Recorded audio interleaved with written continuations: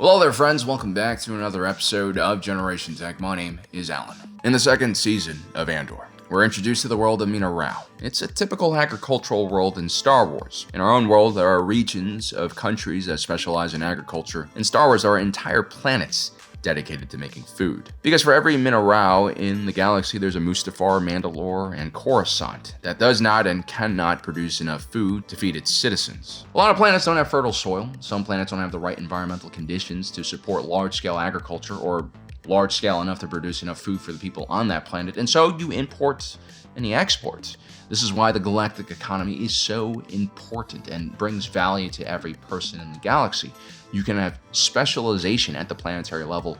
You can scale up food production, which allows other planets to scale up industrial production, right? You might not want to grow avocados on the same planet where you're building Star Destroyer. But just like in our own world in the Star Wars galaxy, farming is still very difficult. It's a low-margin enterprise that is heavily affected by weather and commodities prices. Even if you can terraform planets and control the weather, there are still other factors outside the control of the Star Wars civilization. For instance, the planet of Protobranch, which was an agricultural world, was completely destroyed by a massive solar flare. And then there's the extremely high overhead for running a farm. You have to buy inputs for your crops, feed if you have livestock, fertilizer and chemicals to keep your plants healthy and rich. There's also tons of machinery and equipment that you have to buy, and in a very advanced society where you have more automation, that equipment is going to be even more expensive. In our own world, we have companies like John Deere, and the tractors they make today are pretty advanced compared to what they used to have. And there are a lot of subscription fees and add-ons because of this, right? There's firmware updates, software that you have to update, like just to get diagnostic tools to figure out what the hell is wrong with your tractor. You have to use their system, and it all costs a lot of money. Plus, there's like automation features on these new tractors that can collect data about your farming habits and what you're doing. And of course, they're going to collect that data and probably sell it off to the highest bidder. That's just the world we live in today. So yeah, it's expensive enough to run a small or medium-sized farm. Just imagine what kind of overhead you have when you're operating a planet-wide farm like the one on Migrant. Even if you have a few good seasons or a few good decades, I would still be paranoid as hell and building a war chest in case something does happen. You have a bad season or a few bad seasons, or I don't know, your planet gets occupied by raiders or something like that. So a lot of these costs are really unavoidable. And I also think the Galactic Republic and Empire are pretty hands-off when it comes to government subsidies for food. I might be wrong. But yeah, the farmers here are in a kind of difficult situation. They don't really have the ability to do much else than weather the prices for all the things that keeps them operational. And so where can they save money? Well, usually through labor. Unfortunately, in a capitalist system, in a pure capitalist system, labor is treated like a commodity. And that just sucks if you don't want your life to be turned into a commodity. Now, obviously, you have things like unions, regulations that protect workers. But if you go too heavy in that direction, you're going to make it very difficult for businesses to operate, and they might just try to automate your job completely. So there's this really tricky balance that has to be made in these kind of scenarios. It's actually a very complex and difficult situation that even the smartest economists and politicians don't really have an answer to. We've been struggling with this all around the world for decades, for centuries, maybe even longer than that now that I think about it. To make matters worse, farm work, whether you're working on the machinery that runs the farm or you're just harvesting and picking crops, it's all very difficult. It's a difficult environment. There's a lot of back-breaking work. You're out in the elements all day. You're doing very repetitive, intense physical work, and you're surrounded by dangerous machines that could kill you very easily. And on top of that, because of the low margins that farmers have, you're not going to get paid well. Maybe as a mechanic, you'll get a little more, but if you're just picking fruit, you're... And so what happens is the pay the farmers offer is just way too low. And so most people who have options will find another job, maybe in an imperial factory or in the service sector where pay and environment are going to be a lot better. And so these are jobs that basically no one really wants. And they attract a pretty, desperate demographic. And that's the truth. I think in the United States, 70% of farm labor is illegal migrants. If you take a look at the state the Empire is in, they're just cracking down on dissidents, arresting people from their homes and on the streets with no due process. and disappearing them into work camps. This is mostly because of the public order and resentencing directive carried out after the Aldani raid. And so the amount of refugees and migrants looking for work in the galaxy was probably at an extremely high level. And some of them, like the group on Ferrix, who are all wanted fugitives, probably lack the proper chain codes or work authorization papers to be on Minarao, making them essentially illegal migrants. And the thing is, I know a lot about illegal migrants. I've been working since I was 14 years old. My first job was as a carny setting up tents. There are definitely illegal immigrants working with me. I've worked in construction, landscaping, but mostly I've worked in a lot of restaurants. And all those industries, especially restaurants, cannot be run without illegal migrants. The crazy thing is, when I started out in the restaurant industry with zero experience as a teenager, I wasn't given a job as a dishwasher, which is basically at the bottom of the kitchen hierarchy. I wasn't put in a station in the kitchen either. Instead, I actually worked as a busser. It's not the easiest job in the world, but it's definitely tougher, than being a dishwasher or working in the back of the kitchen. But at least I still got points from tips. And on weekend nights, I could easily make $100, which back then was incredible. But the point is, these guys not only do the lower level jobs so that Americans like you and I don't have to, they also work really long hours, and they do a lot more work for a lot less pay. I mean, I remember the guys I worked with usually worked 12-hour shifts. They opened and they closed. That involves mopping the front of the house, the back of the house, all the appliances and things they're using. It's difficult, and they are often working 6 days a week, right? So not only are they working a ton more, they're getting paid a lot less money. And honestly, I don't know if Americans would actually want to do these jobs or work those hours. And more importantly, the closer I looked at the criticisms against them, they're a plague on our environment and on our society, I felt like it just wasn't true. Not only were they hardworking, these people were actually contributing to the local economy by paying, the beer tax on Modelo's and Coronas, and of course, buying state lottery tickets to fund our crumbling infrastructure. That's actually an illegal immigrant starter pack. And I did a little further research and I took a look at it. We have 11 million illegal immigrants in this country. And last year, they contributed around $100 billion in tax to our country, right? Mostly through sales tax and other kind of fees that you have to pay. But still, that's a lot of money. That's $9,000 per individual, which is equal to what citizens pay in a lot of ways, especially the lower 50% of income earners. And so as far as illegal immigration goes, I really don't have a clear solution to the problems we're facing. What I do understand is that we need to focus much more on the economic issues surrounding immigration, and also, more importantly, the human issue, right? These are human beings. Just because they're not American citizens doesn't mean that they're not protected under our Constitution and Bill of Rights. Now, on the planet of Minarao, we have a very similar situation where the Empire is desperately in need of foodstuff for their growing military forces. At the same time, there is a clear shortage of labor all across the galaxy. I mean, the entire public order and resentencing directive is just a thinly veiled attempt to increase the amount of free labor their prison work camps can utilize. When you're dealing with a regime like this, the biggest protection you have is what you can offer to that regime. Minarao is a massive operation, and more importantly, it's a non-corporate agricultural enterprise. I believe this entire operation is set up like a cooperative of some kind. Basically, you have individual shareholders who might have their own land or portions of the entire operation, but they also pool together resources with other shareholders to afford advanced equipment and services that they otherwise wouldn't be able to afford if they were just running a small farm. And so what you get are the best of both worlds, really. You have the passion and quality of produce from a small farm combined with the efficiency of a large corporate farm. This is something I do know about. I've actually seen it work very well firsthand. So long ago, I used to be a camera guy, and I, cover stories all over the world. And I remember going to New Zealand to cover a story about dairy farmers. Basically, China, once it modernized, developed a huge appetite for dairy products. Before this, Chinese people didn't really drink milk. You didn't have a good source of milk because most of the, I guess you would call them ox, were used as heavy labor. You didn't really milk them or anything. So there was no milk, and then suddenly there was a huge demand for milk. The only problem was Chinese people, especially back then, really did not trust the quality of the produce and foodstuff being produced in the country. I would argue they still don't trust it to a certain extent, even though food safety has gotten better in that country too. And so when 1.4 billion people suddenly are craving milk, it can apply huge pressures to a smaller neighboring country like New Zealand, which used to have more sheep than people, but not anymore. The sheep are gone, and now you have dairy cows everywhere. See, a bunch of New Zealand farmers created a cooperative called Fonterra. And basically, this company has all of the high-end marketing, logistics, and financial buffers of a multinational dairy company. But all the dairy was still being produced on small, beautiful farms, usually with no more than a few hundred dairy cows on each one of these farms, and plenty of delicious grass grown in volcanic soil to consume. I interviewed a lot of these farmers, and I got to speak to a lot of these farmers, walk around on their properties, and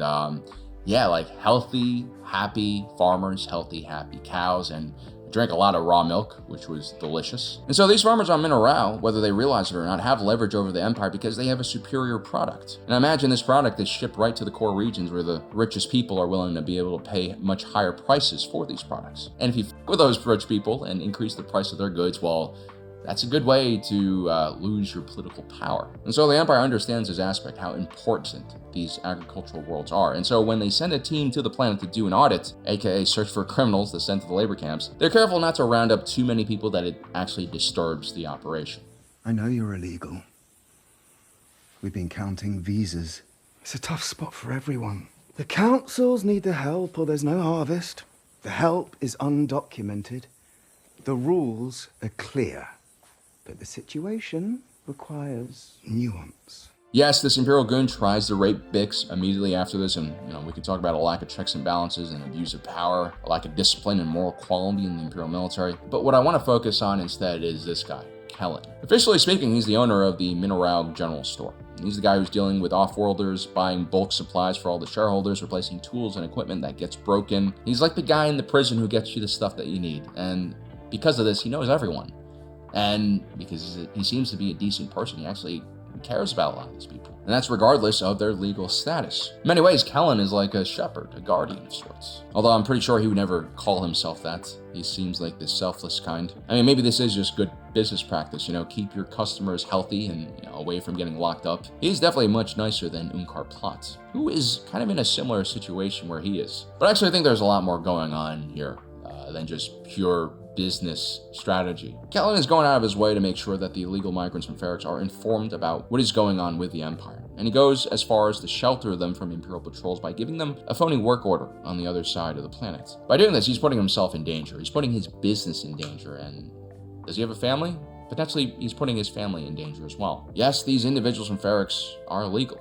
They broke Imperial law, and to live in a galaxy with no rules, again, is a terrifying prospect. But I do believe sometimes your personal moral convictions can challenge the laws of the land, right? I mean, this is something that we all do. Like, who smoked weed before, right? Before it became legalized? Who's run away from the cops after a house party's been busted, while you're underage drinking? Who's sped in a car, over the speed limit? I mean, I used to own a Mustang with long tube headers and an X pipe that was potentially missing some catalytic converters. I mean, you'd smell fumes inside the cockpit, but that thing was not street legal. I was breaking the law by driving it around. But am I a criminal?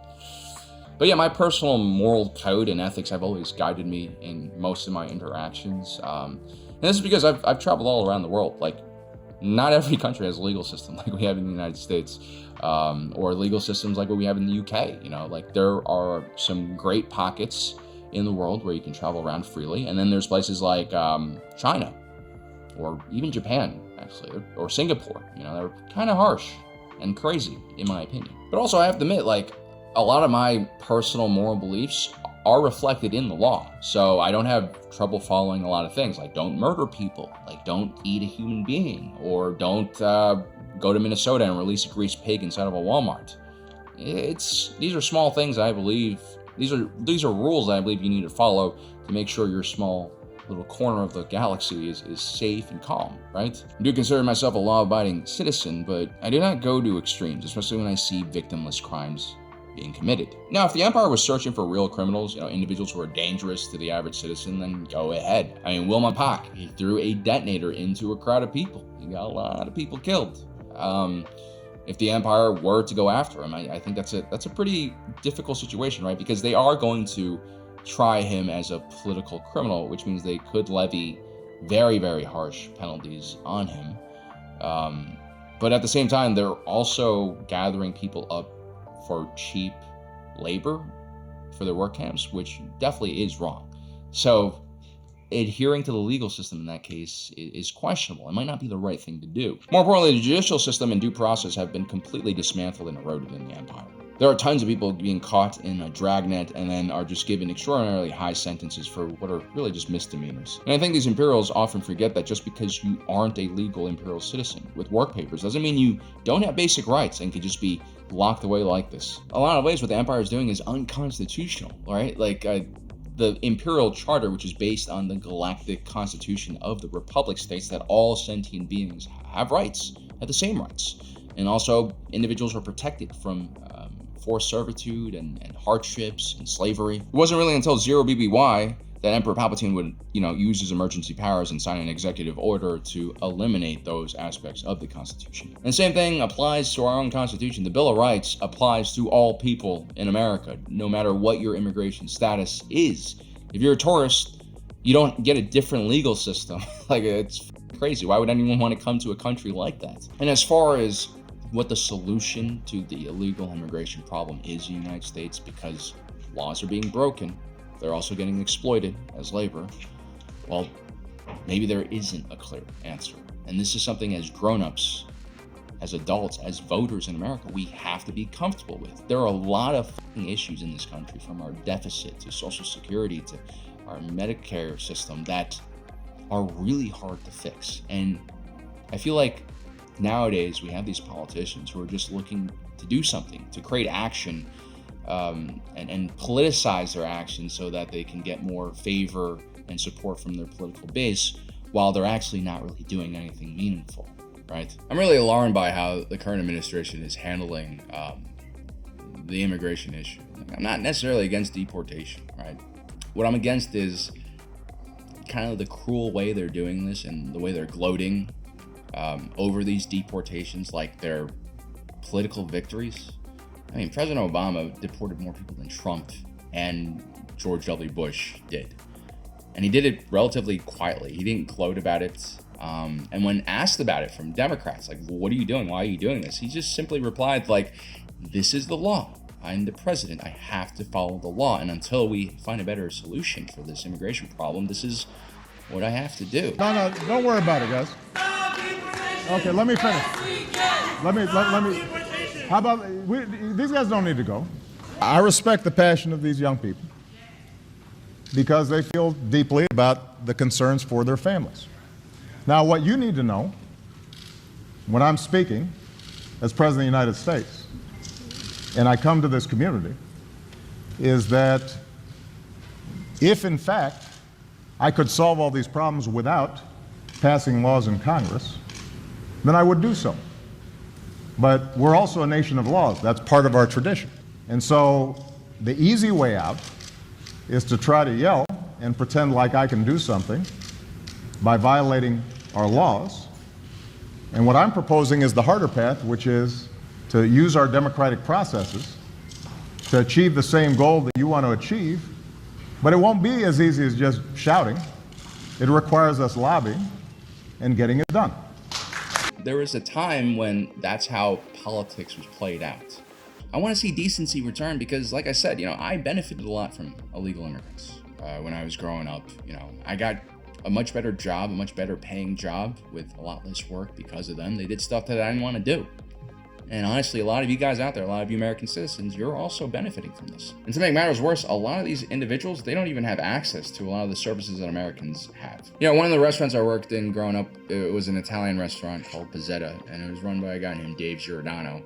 And I remember we had this one worker who had this crazy gum infection, and it terrified him. He was thinking about running home to his home country because he didn't know what to do. He needed medical care immediately. And to leave the country as an illegal migrant and then come back, it's extremely dangerous and costly to do.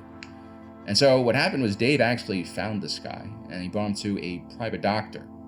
I like to joke that it was a mob doctor because, this restaurant is located in a part of New Jersey where The Sopranos takes place. So a lot of Italians do lean into that stereotype.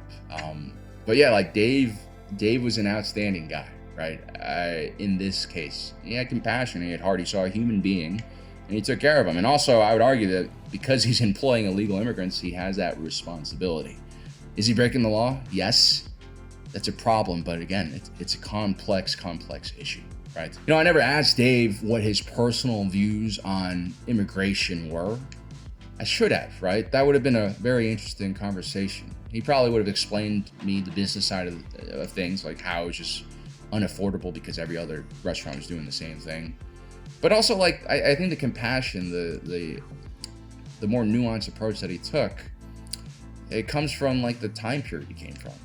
Like back then, politics were nowhere near as crazy as they are now. Like, people used to be pretty decent. I'm gonna show you a clip of 1980s Republican primary.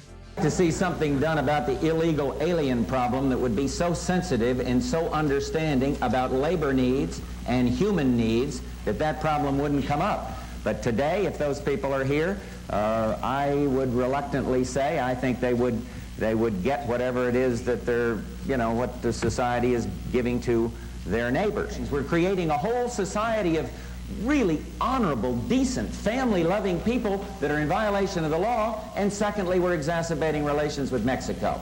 I think the time has come that the United States and our neighbors, particularly our neighbor to the south, should have a better understanding and a better relationship than we've ever had. We haven't been sensitive enough to our size and our power. They have a problem of 40 to 50% unemployment.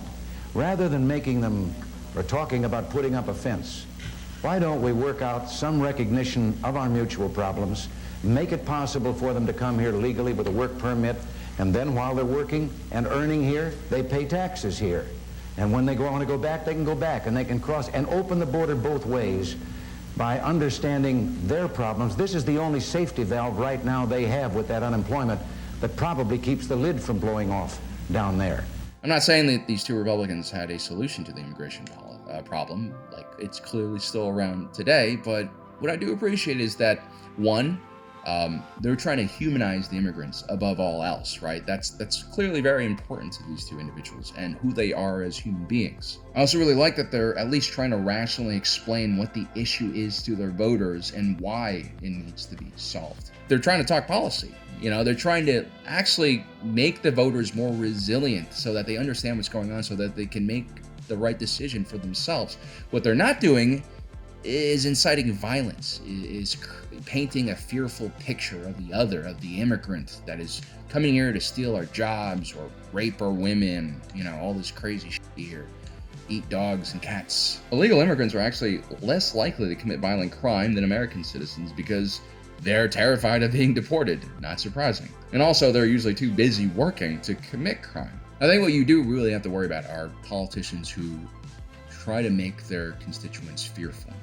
Fear is a very powerful emotion. Our brains are wired to react to fear, no matter what. And I think politicians that are always painting pessimistic pictures, trying to make people scared of others or fellow Americans or of migrants, they're usually up to no good. They're usually trying to divide us. It's actually a classic populist authoritarian tactic for securing political power. It's something that Palpatine used brilliantly. The sad thing is a lot of people today would label guys like Ronald Reagan and George Bush Sr. and Jr. as woke for saying stuff like this. Or people might label them as rhinos, Republicans in name only. It breaks my heart to see a country that I love so much, that's so important to the world, go through so much chaos. America's never been perfect. It's never been nice to immigrants, honestly. It's always been kind of terrible. I mean, my parents came here as immigrants. It was very, very difficult for them. This is during the Reagan period, and I remember my dad told me, like, Reagan's policy was to crack down on business owners who hired illegal immigrants. So my dad, who was here on a student visa, couldn't really get work in many places, except for, like, Chinese restaurant delivering food. And when this is 1980s in Manhattan, it was a fucking war zone. It was a very dangerous job, and ultimately my parents had me in America, and when I was like a year old, they sent me back. Well, my relatives raised money and they bought a ticket and they sent me back to China, where I was basically raised by my grandparents for like, I think a year or something like that. And these are the things that immigrants have to do in order to survive. It's never been easy. It's not like they're getting free stuff. It's not like they're just living at the expense of other people. Oftentimes they're working harder than Americans. fields for a lot less money, but at the same time contributing very heavily to this country. But most of the suffering my parents went through was economic. I mean, maybe there was some slight racism here or just, nativism, but it wasn't like what we see today. There's no fear of a person with a student visa getting caught up in some dragnet and just being deported out of the country without having their day in court. This is a very dark time we're living through right now. But thankfully, I do have Andor to lean on for inspiration.